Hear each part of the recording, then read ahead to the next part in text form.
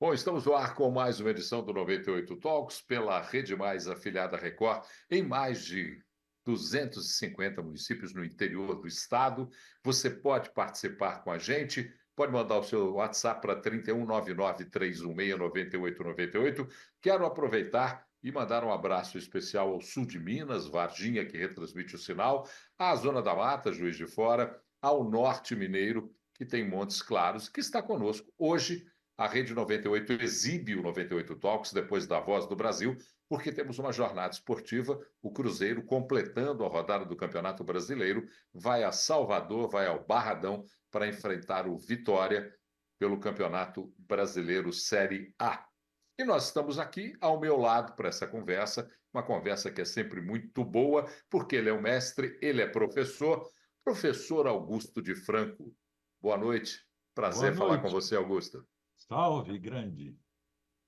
Paulo Tudo bem com Leite. você, Augusto? Tudo bem, e você? Você falou em Tudo Varginha? bem. Você falou em É Varginha. Varginha? É engraçado que a minha filha do meio é mineira e ela mora onde? Em Varginha. Em Varginha. Então, Varginha. aproveitar e mandar um abraço. Como é que é o nome dela, Augusto?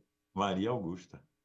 Maria Augusta, um abraço nosso aqui, desse nosso 98 Talks. Ô, Augusto, vamos começar primeiro dando um recado sobre a contabilidade, que uma contabilidade de excelência tem um poder transformador em qualquer empresa. A contabilidade é o motor de um empreendimento, por isso conte com a força da Previsa. São 45 anos de expertise. A Previsa Contabilidade e Gestão faz a sua empresa crescer além dos números. A Previsa constrói negócios, impulsiona pessoas para o sucesso. São mais de 700 clientes no Brasil inteirinho. Faça a sua empresa crescer com a Previsa, acessando previsa.com.br. Augusto, no sábado, a morte de Silvio Santos, Cenoura Bravanel, empresário da comunicação que começou vendendo como mascate, vendendo produtos na Barca de Niterói. O presidente Lula decretou luta oficial de 3 dias por conta da morte de Silvio Santos. O ato foi publicado numa edição extra do Diário Oficial da União. Silvio foi enterrado numa cerimônia judaica em cemitério israelita fechada, a cerimônia só para familiares e amigos, como era a vontade dele. Mas vamos falar um pouquinho sobre a importância política do comunicador e empresário Silvio Santos a partir dos anos 60, 70, quando ele se destaca, vai para a Rede Globo, é disputado pelas maiores empresas de comunicação, pelas maiores redes à época, e acaba adquirindo a sua própria rede de televisão, montando, formando uma rede de televisão, comprando aquela que era uma marca das TVs brasileiras, que era a Record, de Paulo Machado de Carvalho. Ele compra, ele adquire os canais da Record e monta o seu SBT. Vou falar um pouquinho sobre essa importância. Você conversávamos até um pouquinho antes aqui do programa sobre isso, a importância desse comunicador, empresário, político, homem de interferência na vida da nação. Como é que você vê isso? Olha, eu vejo que foi uma. Todo mundo fala que foi uma perda, né? Mas eu não encaro assim, foi uma vida plenamente vivida, a vida de Silvio Santos. Ele não morreu muito jovem, como nós sabemos, todos nós morreremos um dia, então eu acho que foi uma trajetória de vida exitosa, não é? E a gente tem a mania de falar, foi uma perda. Não, ele viveu um tempo nesta terra e, na verdade, ele não era um político, né? Ele era um grande comunicador, um grande apresentador de TV. Na verdade, todo mundo que se destaca acaba sendo chamado para a política. Às vezes é mais chamado do que vocacionado, não é? E aí nós já temos um primeiro problema, Paulo, que é o seguinte, quer dizer, um grande apresentador que aparece semanalmente, às vezes até diariamente, nas TVs, vai concorrer com outras pessoas que têm uma exposição muito menor. Então, isso não é justo do ponto de vista da competição política. E não há nenhuma quarentena em que o cara tem que ficar afastado daquela atividade que lhe dá superexposição. Então, quando ele entra como candidato, não é? isso desequilibra a disputa. Então, eu acho que, mas, feliz ou infelizmente, ele não conseguiu se eleger, não é? Ele, por problemas partidários, de quando foi candidato a presidente da República, não pôde manter sua candidatura. Sua candidatura foi cassada porque o seu partido, à época, não conseguiu cumprir os ritos, não é? Feito as convenções suficientes para ele poder ser candidato. É interessante você lembrar disso, porque para a gente resgatar o arco da história, Silvio Santos tentou disputar a eleição presidencial em 1989. Foi a primeira eleição pelo voto direto, depois da ditadura militar, o restabelecimento das eleições, e aí foi a primeira eleição em 1989. Ele tentou pelo Partido Municipalista Brasileiro, e o Partido Municipalista Brasileiro não conseguiu apresentar os requisitos necessários para manter a candidatura de Silvio Santos. E interessante que logo depois do pleito, 1989, o partido foi extinto, né? Foi extinto logo depois do pleito. Teve a eleição, encerraram-se as atividades do PMB, o Partido Municipalista Brasileiro.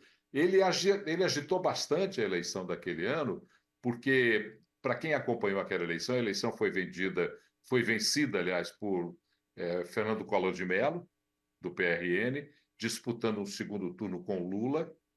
E nessa disputa do segundo turno, do primeiro turno, muita gente que ainda não tinha entendido ou tinha sido atingido pela comunicação da retirada da candidatura do Silvio Santos, acabou votando em Silvio Santos no primeiro turno. Então, teve também essa curiosidade daquela eleição de 1989. Mas vamos mudar de assunto, porque o Silvio Santos está aí, como você mesmo diz, eu tenho a mesma compreensão que você, não acho que foi perda, eu acho que teve uma vida, 93 anos de vida, 93 anos de passagem sobre a Terra, exitosa, empresário bem-sucedido, comunicador, nem se fala, talvez na história da comunicação brasileira, da TV brasileira, desde o início dos anos 50, ele é um dos principais, se não o principal, apresentador da televisão brasileira. Basta ver o número de imitadores que ele conseguiu, tanto os que faziam como humor, como aqueles que faziam como oriente de vida profissional, imitando o Silvio Santos no desempenho da função. Mas vamos falar um pouquinho sobre uma matéria que está no Estadão, que você já falava sobre isso. E aí o Estadão agora divulga um grupo formado por cerca de 250 advogados que tem se transformado em pé de orelha do governo Lula. Esse grupo é liderado pelo advogado Marco Aurélio de Carvalho, muito amigo de Lula. Já tem pelo menos 15 nomes ligados ao alto escalão dos poderes executivo e judiciário. E ele é um influenciador de discussões muito sérias. Ele tem ligação, por exemplo, com o ministro da Advocacia Geral, Jorge Messias, com a Controladoria Geral, Vinícius Marques de Carvalho, com a Aniele Franco, que é da Igualdade Racial, com Paulo Teixeira, que é do Desenvolvimento Agrário, com Silvio Almeida, que é dos Direitos Humanos, e até com Fernando Haddad, que é da Fazenda. Explica um pouquinho, porque você já se ocupou desse tema há algum tempo, explica um pouquinho o que é esse grupo Prerrogativas e como opera esse grupo dentro do governo federal. Olha, esse grupo, Paulo, ele apareceu na época, quer dizer, não sei se apareceu, mas ele se mostrou na época do impeachment de Dilma Rousseff, fornecendo argumentos jurídicos para dizer que não havia crime de responsabilidade, então ele foi contra o impeachment e depois ele voltou novamente quando houve a prisão de Lula, dizendo que não havia provas. E ele ia fornecendo para os militantes, dirigentes do PT e também para jornalistas e analistas políticos argumentos jurídicos para emplacar uma determinada visão. Não é? Então, por exemplo, no caso de Lula, o argumento de que Lula teria sido absolvido pelo Supremo Tribunal Federal, quando nós sabemos que isso não é verdade, não foi absolvido. não houve julgamento de mérito, houve um erro processual, porque a vara em que ele foi julgado não estaria certa, e outras tecnicalidades jurídicas. Mas o problema desse grupo é que não se sabe bem o que ele é. Não se sabe se ele tem CNPJ. Eu sei que ele defende, por exemplo, o MST. Foi contra a CPI do MST agora, que foi tentada e foi frustrada, não é? No parlamento brasileiro. E o MST também não tem personalidade jurídica. Eu não sei se ele tem ou não tem, mas é um grupo informal, muito influente, amigo de membros do Supremo Tribunal Federal, do Superior Tribunal de Justiça, em suma, tem um papel político, explicitamente político, atua como se fosse um partido político informal, uma linha auxiliar do PT. Eu falava disso já há algum tempo, olha, tem que prestar atenção nisso, mas os jornais e o noticiário das TVs não entravam no assunto, talvez por um certo receio, não é? E agora essa matéria do Guilherme Caetano, de ontem no Estadão, faz um bom levantamento sobre a influência desse grupo Prerrogativas. É interessante o que você levanta, porque quem não tem o contato com essa informação, eu acabei tossindo aqui, mas quem não tem o contato com essa informação acaba não entendendo bem essa capacidade de influência desse grupo. Esse grupo, por exemplo, indicou secretários especiais, secretários de posição destacada em alguns ministérios. Indicou ministros, por exemplo, a ministra substituta do TSE, Vera Lúcia Araújo, é indicada por esse grupo. Antônio Fabrício Gonçalves, que é ministro do Tribunal Superior do Trabalho, também mineiro, foi presidente da OAB Minas Gerais. Daniela Teixeira, ministra do Superior Tribunal de Justiça, do STJ, também é indicado por esse grupo. Então, para que a gente simplifique a linguagem para o entendimento do nosso espectador, do ouvinte, é, como é que esse grupo age para influenciar ou para dar argumentos para que se influencie ou para que se modifique ou para que se transforme em informações contrárias ao governo federal? Olha, são grandes advogados, né? Fazem parte desse grupo grandes advogados que têm, vamos dizer assim, clientes importantes, não é? Então, daí você pode notar, Paulo, como é que é a influência dele, quer dizer, acabam sendo amigos, não é? Como o advogado Cacá e outros, acabam sendo amigos de pessoas que estão, juízes, desembargadores, ministros de tribunais superiores. Então, é grande a influência porque há uma coisa curiosa, não é, na nossa compreensão da democracia, como se ela fosse uma coisa jurídica, não é? Quase que virou o regime democrático, quase que se reduz ao Estado de Direito. Olha, o Estado de Direito não é a democracia.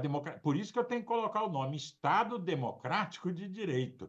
Eu não posso substituir uma coisa pela outra. E quando eu falo isso, eu quero dizer o seguinte: as realidades, vamos dizer assim, que a gente deve levar em conta como fundamentais para a manutenção e defesa da democracia, elas dependem, em primeiro lugar, da sociedade, da cultura democrática da sociedade, e, em segundo lugar, dos poderes constituídos, dos chamados poderes da República, entre os quais o poder judiciário. Mas então, quando alguém do Poder Judiciário, como há uma hipertrofia do Judiciário, quando alguém do Poder Judiciário fala, quando alguém usa os argumentos jurídicos que são próprios do Poder Judiciário, as pessoas dizem: não, mas isso é a lei. Isso aí. Quantas vezes você já não ouviu, Paulo, essa história de que decisão da justiça não se discute, se cumpre? Já ouviu isso? Sim, e é um absurdo, né? É um É, é, absurdo. é um absurdo. Decisão da justiça não se discute, se cumpre. Ué, E se ela for equivocada? a justiça é uma instituição humana, é falha, não é infalível, Sim. não é? Então ela vai falhar. E se a sociedade não criticar, como é que ela vai se corrigir? Então, parece que foi o Rui Barbosa que disse que o Supremo Tribunal Federal é o único que tem direito de errar por último, não é? Se não foi ele, é atribuído a ele. Olha, isso não é um direito. Ninguém tem direito de errar, nem em primeiro lugar, nem em segundo. Acontece que erra porque nós somos falhos, as instituições são humanas, elas são falhas. Então, quando há erro, tem que haver crítica. Ou então, se diz que a pessoa não pode desobedecer uma ordem judicial. Pode. Ela pode desobedecer e aí arcar com as consequências penais, as consequências legais de ter desobedecido. Mas é preciso, Paulo, a gente não sacralizar nada na democracia. A democracia é um processo. Se eu congelo um modelo e torno sagrado, dá a impressão de quem que está falando por aquele modelo é um reitor do mundo, é um reitor da sociedade, é um reitor do país e que vai ditar a partir de cima o que todos vão fazer. Isso está errado, não é? A democracia é um sistema complexo em que vários poderes se contrabalançam, um corrige, freia o outro, faz o contrapeso do outro, e a sociedade tem o direito de controlar esse sistema. É isso que é a democracia liberal. Ela não é súdita do Estado, ela é protagonista, não é? Então, voltando agora ao nosso tema do Grupo Prerrogativas. O Grupo Prerrogativas, se aproveitando desse status diferencial que os meios jurídicos, ou o chamado mundo jurídico tem, Você está né? falando dos professores de Deus, não é isso? Porque Ele é uma vai, coisa muito clara. ele vai e fala e diz, é assim, não é assado, e aí as pessoas dizem, não, os juristas falaram.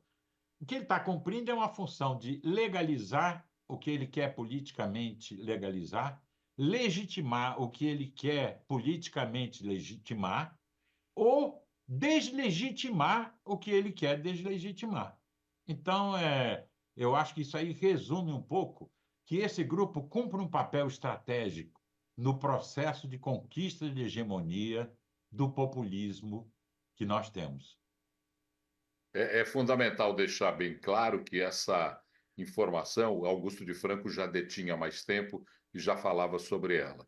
Essa matéria do Estadão de hoje abre luz a essa, eu diria que é uma aberração de poderes, porque não é transparente a existência, não é constituída a existência, mas acaba exercendo um poder decisório, dando rumos, dando orientes, dando pautas, ou aliás, pautando discussões que deveriam ser abertas para uma conversa muito mais coletiva, traduzindo sob o manto da legalidade uma opinião que pertence a um grupo e não ao coletivo.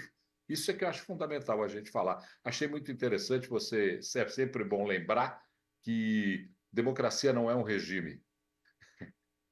E as pessoas acham que a democracia é um regime, né, Augusto?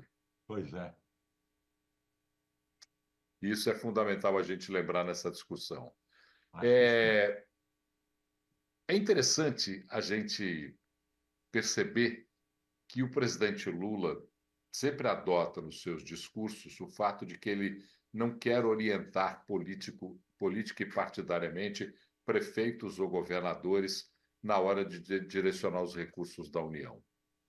Mas um levantamento que foi feito pelo portal UOL aponta que Lula beneficiou pelo menos 6 cidades comandadas pelo PT ou por partidos aliados, com 1,4 bilhão de reais desde que tomou posse em janeiro. Vamos lá.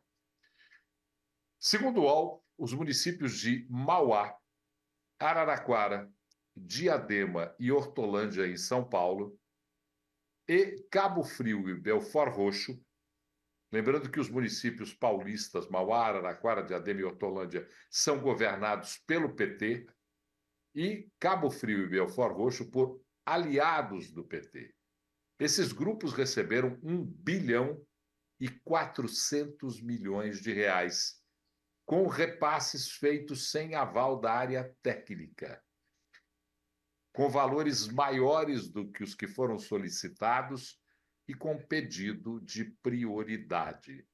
É desfunção do governo, não é não, doutor Augusto? Sim. Na verdade, reclamamos tanto, e o governo agora reclama tanto, que o dinheiro desperdiçado pelas emendas parlamentares e tudo mais, mas isso é uma coisa semelhante, não é? O governo não pode, assim como um deputado não poderia direcionar, sem justificativa sólida, verbas públicas para a sua base eleitoral, não é? E às vezes até que vão ser usadas de maneira indevida, como recursos de campanha eleitoral.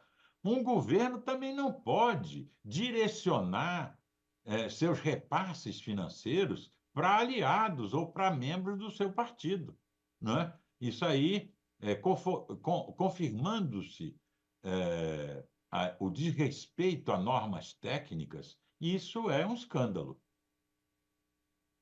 O interessante é que tem, segundo a mesma matéria do portal UOL,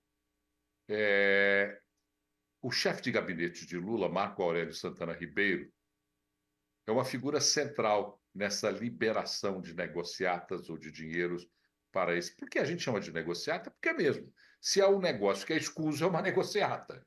A gente não está forçando nenhuma terminologia. A liberação desses recursos foram feitas em reuniões que foram 33 vezes repetidas com prefeitos e secretários municipais desses municípios beneficiados. É um escândalo completo, né? A gente Eu acho. saber que, se o governo hoje coloca a sua tropa de choque do Supremo Tribunal Federal, capitaneada por Flávio Dino, para questionar emendas parlamentares, que são abjetas, são emendas que não têm a aprovação da sociedade porque não são transparentes. Mas se o governo manda ou coordena uma tropa de choque para afrontar-se com o legislativo no sentido das emendas, como ele que faz isso libera de maneira escusa, de maneira abjeta, 1,4 bilhão de reais. Em valores maiores do que são enviados para outras prefeituras, outros governos. Então, isso realmente é uma, um artifício de você alterar a correlação política de forças na sociedade indevidamente, ou a partir de recursos, ou, como estávamos falando até há pouco, através de expedientes que vão, aparelhar o Estado, privatizar partidariamente a esfera pública e a esfera estatal, para tentar compensar. Há um negócio por trás disso tudo, Paulo, que é o seguinte: o governo é minoria. O governo sabe que é minoria. O governo é minoria no parlamento, e é uma minoria bem acentuada no Congresso Nacional. É minoria nas mídias sociais, é minoria nas ruas. Então, qual é a saída que eles acharam? Bom, nós temos que reverter essa situação. Como? Controlando o Estado, os órgãos de controle, em geral, não é? Controlando a agência reguladora, Polícia Federal, Banco Central, que não foi possível controlar ainda, mas talvez seja, não é? Se o indicado for o Galípolo mesmo, há quem diga que o Galípolo também é desse grupo prerrogativas. Olha só, não é? Então, o governo tenta montar seus bunkers e recorre à justiça toda vez que precisa alterar no tapetão uma decisão de uma instância democrática, a instância por excelência da democracia, que é o parlamento, não é? É, bypassando as suas decisões a partir do judiciário. Quer dizer, está tudo meio errado, sabe como é que é? Tudo torto nesse arranjo de governabilidade que o PT está sendo obrigado a montar porque é minoria. Agora, é minoria por quê? Porque teve menos voto. Se você não gosta que a maioria do parlamento não seja petista ou aliada ao PT, Na próxima eleição, você tem que eleger parlamentares que sejam petistas e aliados ao PT. Essa é a maneira como a democracia funciona. Eu não posso dizer não gosto, então eu vou fazer um curto-circuito aqui e vou alterar uma decisão que foi tomada por uma maioria conservadora. Ora, qual é o problema de uma maioria conservadora? Conservadores cabem numa democracia, não é? Sim, sim. Ué. Aliás, a tese que sustenta a democracia, a tese que sustenta a democracia é termos todos com direito de fala, Ué. De na acordo busca com do a sua, consenso. de acordo com a sua representação. Então, se Sim, você somar, o Congresso Nacional teve mais votos que o presidente da República. Pode somar os votos. sim, um Congresso Nacional É. que quer queira ou não o presidente da República, quer queiram ou não os progressistas, um Congresso Nacional que é conservador. Porque, veja bem, mesmo com todos os arranjos que o Partido dos Trabalhadores, que o governo federal fez para cooptar para sua base, distribuindo ministérios e favores e ministérios, mesmo com todos esses arranjos, o governo federal não conseguiu montar na Câmara dos Deputados e no Senado maioria. Não, Ainda está em desvantagem. muita e desvantagem grande, não é? É, é, é uma desvantagem que não é recuperável neste mandato, terceiro mandato de Lula. Então, ele vai ter que conviver com isso, atropelando a democracia ao tentar bypassar as decisões do parlamento. Ora, cabem progressistas no parlamento? Cabem. Cabem conservadores? Cabem. Cabem até revolucionários e reacionários, desde que eles respeitem, não violem as leis, o Estado Democrático de Direito, não é? Então, é preciso ter essa visão, não é? Que é preciso conviver com a diversidade política e não achar que só está tudo certo se eu tiver maioria e puder empurrar a minha vontade sobre a sociedade. Essa é uma questão central, Augusto, e a gente discute há muito aqui nesse nosso programa, essa questão de que há uma incapacidade do governo federal, e muitos que nos ouvem, muitos que nos assistem, acham que é uma constante posição adversa ao poder federal. Não. A gente percebe claramente uma incapacidade do governo federal, do Partido dos Trabalhadores, particularmente, da ideologia dominante neste governo, uma incapacidade de entender que existem opiniões diversas às deles. Sim, E se a gente pensar bem, o surgimento de uma ala menos moderada da direita, que foi capitaneada por Jair Bolsonaro, esse surgimento deveu-se ao anterior comportamento do PT, que sim. também nunca admitia a possibilidade do surgimento de opiniões contrárias a eles. Isso é o óbvio, Paulo. Só existiu o bolsonarismo porque havia um antipetismo. E só houve um antipetismo porque houve o petismo. Não haveria antipetismo se não tivesse havido um petismo. Então, o que que aconteceu? O petismo irritou as pessoas. Então, foi gerando um sentimento, um comportamento anti. E aí, Bolsonaro, que estava ali, aproveitou isso aí, navegou, não é?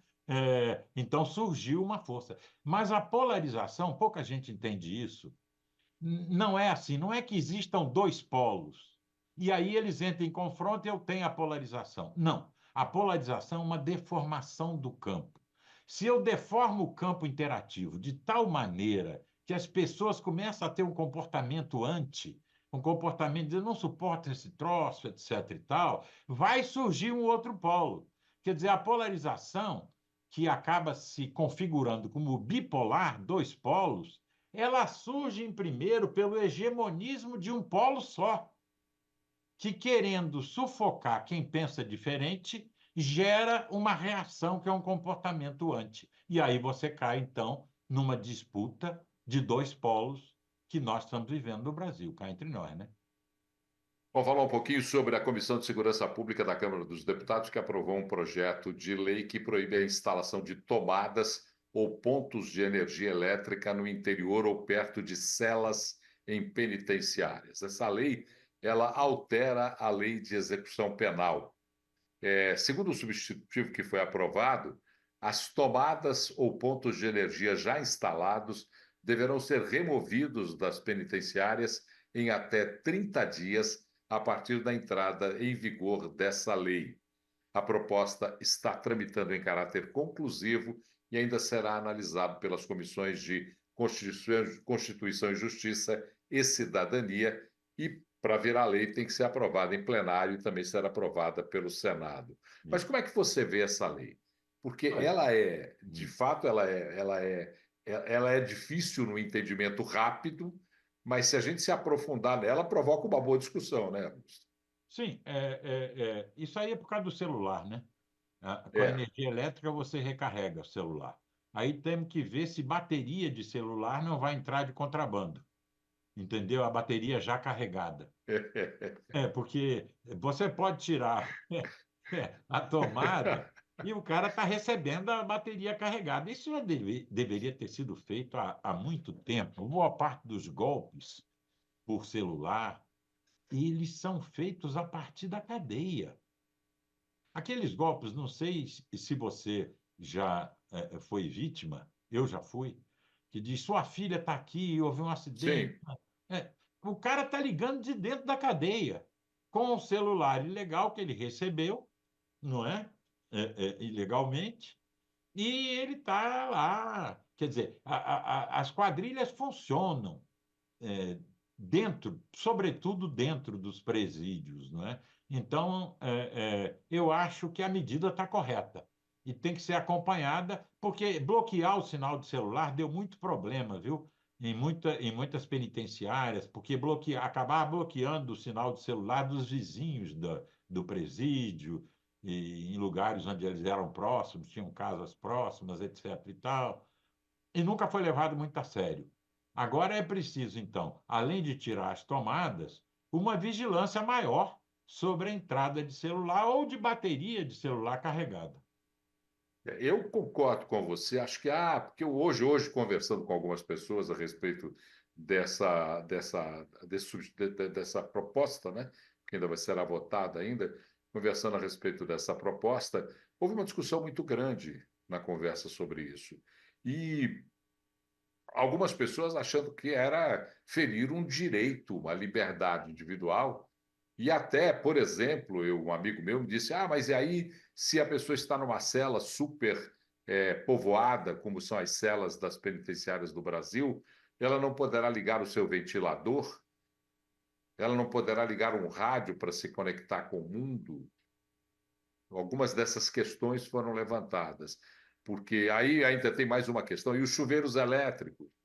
Os fios estarão lá à disposição para que se vá lá e crie-se uma tomada falsa para recarregar os celulares. Tudo isso foi discutido. E, na verdade, a gente tem que imaginar o seguinte: não é cercear qualquer liberdade, é proibir que aqueles que estão dentro do sistema penitenciário, porque cometeram ilícitos ou crimes, possam continuar cometendo, como esses que você falou, os golpes que são dados, não só os golpes de sua filha, seu filho, mas, por exemplo, golpes contra instituições bancárias, golpes de captura de dados de cartão de crédito, que são feitos de dentro das penitenciárias e comandados por pessoas dentro das penitenciárias. Não, e chuveiro, ventilador, eu posso fornecer energia elétrica para esses equipamentos sem ter tomada. Que história é essa? Quer dizer, o presídio pode fazer um tipo de instalação em que essas coisas Adaptar. funcionem. É, Não, você pode fazer uma instalação blindada, como você faz, por exemplo, em escolas. Existem escolas que blindam as instalações para que não ofereça risco para os alunos. Então é. você pode fazer instalações blindadas. A instalação é blindada, o fio só serve para alimentar aquilo e tem uma blindagem. Tudo isso você conseguiria fazer, mas que é necessário que se proíba a continuidade da prática de crimes utilizando os aparelhos de telefone celular, eu não tenho a menor dúvida. Como eu também não tenho dúvida que eu tenho que fazer um intervalo rapidinho agora, para a gente voltar daqui a pouquinho com o segundo bloco do 98 Talks. Não sai daí. É de volta com o segundo bloco do nosso 98 Talks, pela Rede Mais, afiliada à Record no interior, depois da Voz do Brasil, por volta de 10 horas, de 11 horas, nós estaremos, então, exibindo 98 Talks na Rede 98. Mas lembrar que um em cada 10 parlamentares do Congresso está se candidatando a prefeito ou vice-prefeito nas próximas eleições. A Câmara dos Deputados será a casa com o maior número de candidatos na disputa. 59 deputados concorrem a comandos de prefeituras e 2 deles a vice-prefeituras. 13% do total dos deputados federais são candidatos a prefeitos ou vice-prefeitos. Deputados também, como senadores também, como o senador Carlos Viana, do Podemos de Minas Gerais, que é candidato a prefeito em Belo Horizonte. Para ter uma ideia aqui, Augusto, os deputados Dandara, do PT, candidata a prefeita de Uberlândia, delegada Ione, candidata a prefeita de Juiz de Fora, ambos pelo PT, Paulo Guedes, que é deputado federal, candidato a prefeito de Montes Claros pelo PT, Leonardo Monteiro, candidato a prefeito de Valadares pelo PT, o deputado Júnior Amaral Cabo Júnior, que é candidato à prefeitura de Contagem pelo PL, a deputada Duda Salabert, do PDT, candidata a prefeita de Belo Horizonte, o deputado Rogério Correia, do PT, candidato a prefeito de Belo Horizonte, o senador Carlos Viana, do Podemos, candidato a prefeito de Belo Horizonte. Eu lhe pergunto, Augusto, o cidadão depositou o voto naquele político que candidatou-se para ser um deputado federal, ou seja, representar o povo através do voto na Câmara dos Deputados.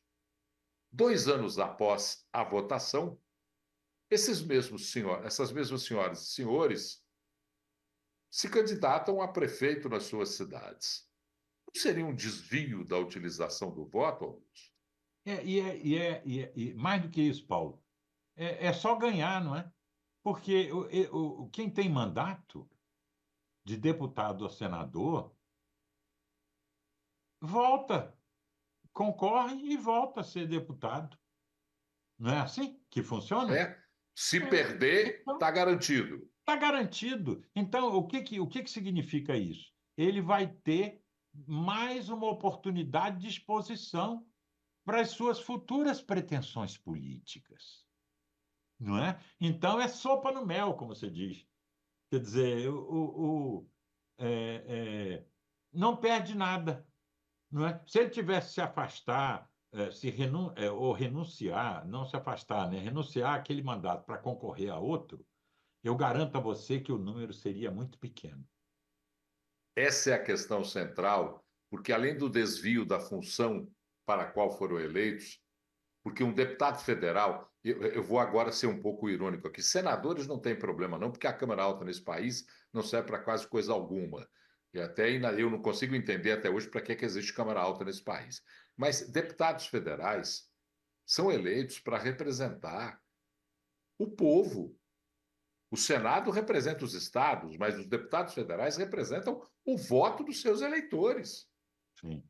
Então, eles saem para uma outra aventura política e, se eleitos, não completarão a missão para a qual foram eleitos, se eleitos prefeitos ou vice-prefeitos. Agora, se não forem eleitos, ainda terão a recompensa de voltar comodamente aos seus cargos É. eletivos. Então, que nível de confiança tem o eleitor com esse tipo de cidadão? É isso mesmo, é um aproveitamento da lei eleitoral para a projeção pessoal. Engraçado que não tem muito candidato a vereador, né? Você sabe de alguma notícia de um deputado que se candidatou a vereador? Ô, Augusto, eu costumo dizer, eu brinco muito, é uma provocação que eu faço, que é uma provocação que tem um fundo de verdade. Eu acho que essa questão da reeleição no país já deveria ser estudada há muito tempo, e eu sou absolutamente contrário à reeleição no Poder Executivo. Mas no Poder Legislativo também poderia ser criado alguns limites. Um número de reeleições para vereador, o número de reeleições para deputados federais, para estaduais, federais e para senadores. de pleno Porque acordo. viram um emprego Para a vida toda, às vezes. para a vida toda, às vezes. 8, 9 mandatos como parlamentar. Imagina, uma pessoa com 8, 9 mandatos como parlamentar está fazendo o que essa hora? Nada. É. Até porque o próprio arsenal de criatividade política ou dedicação política já foi gasto. Já não tem muito o que usar a partir daí. É interessante essa discussão. Agora, você quer uma discussão mais interessante ainda? Existe o Partido da Mulher Brasileira, o PMB. 80% dos candidatos, daqueles que se ofereceram à prefeitura, a candidatos para prefeituras pelo PMB, que é o Partido da Mulher Brasileira, 80% desses candidatos são homens. Ses- O, o partido apresentou 69 candidatos ao executivo municipal. 55% dos candidatos do Partido da Mulher Brasileira são 55 candidatos, aliás, 69 candidatos foram apresentados para o Executivo Municipal. 55%, 55 dos candidatos apresentados pelo Partido da Mulher Brasileira são homens e só 14 são mulheres. Esses dados são do TSE, do Tribunal Superior Eleitoral. Durma-se com esse barulho, Augusto de Franco. Eu não vejo sentido nesse negócio de Partido da Mulher Brasileira, mas numa cesta de 20 partidos, tem de tudo, né? Tem de tudo no país. E de baixíssima representatividade. Né? É. A sigla, o Partido da Mulher Brasileira, no seu site, tem o seguinte texto: uma maior representação das mulheres no Congresso Nacional e em todos os setores da sociedade. Só duas capitais têm prefeitos do PMB concorrendo. Uma delas tem uma mulher, que é Curitiba, com Cristina Graião. Em Santa Catarina, Florianópolis, o candidato do PMB é um homem, Matheus Souza. Olha, E as outras candidaturas, as outras 69 candidaturas, 67 candidaturas, estão espalhadas por cidades do interior. Eu acho escárnio. Acho que a gente deveria exigir que esse partido não mais pudesse usar essa sigla, porque ela é, no mínimo, incompreensível a todos nós. é, Não é não? é isso aí. Olha, o ministro do Supremo Tribunal Federal, Gilmar Mendes, falou hoje sobre a necessidade de uma regulação robusta da inteligência artificial para que se evite o uso mal intencionado.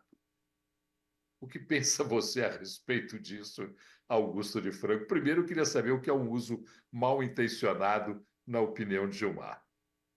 Não, a primeira coisa é que as preocupações dos cientistas que mexem com esse assunto, dos especialistas, não é exatamente sobre o uso mal intencionado que os humanos estão fazendo da inteligência artificial. Eles têm medo que a inteligência artificial adquira um pensamento reflexivo e tenha autonomia para fazer coisas que podem vir a ser contrárias aos nossos interesses, nós, os humanos, né? Agora, o que eles estão pensando, eu acho, é o uso mal intencionado, sobretudo eleitoral, da inteligência artificial para produzir peças, é, fabricar memes e vídeos usando a imagem de outras pessoas para descredenciá-las ou deslegitimá-las, em suma. Eles estão pensando isso. Agora, é, a inteligência artificial não é algo que se possa regular com uma lei. É preciso entender isso, não é?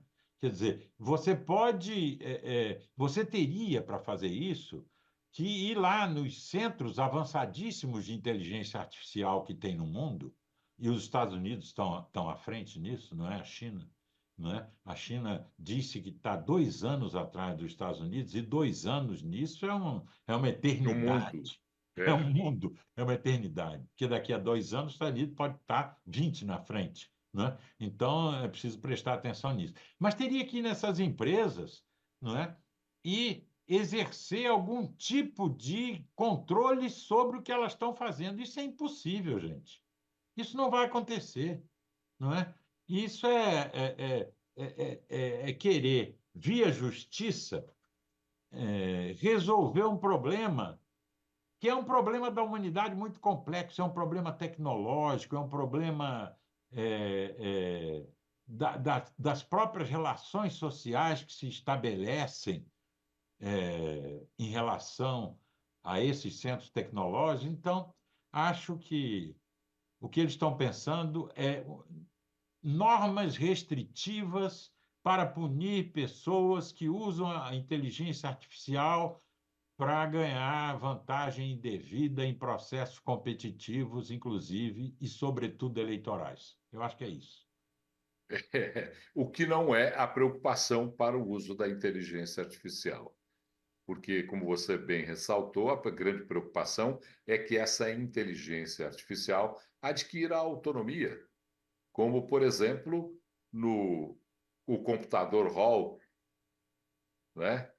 Que a gente 2001. viu em 2001, Odisseia no Espaço, né? Ou como os replicantes de Blade Runner, né?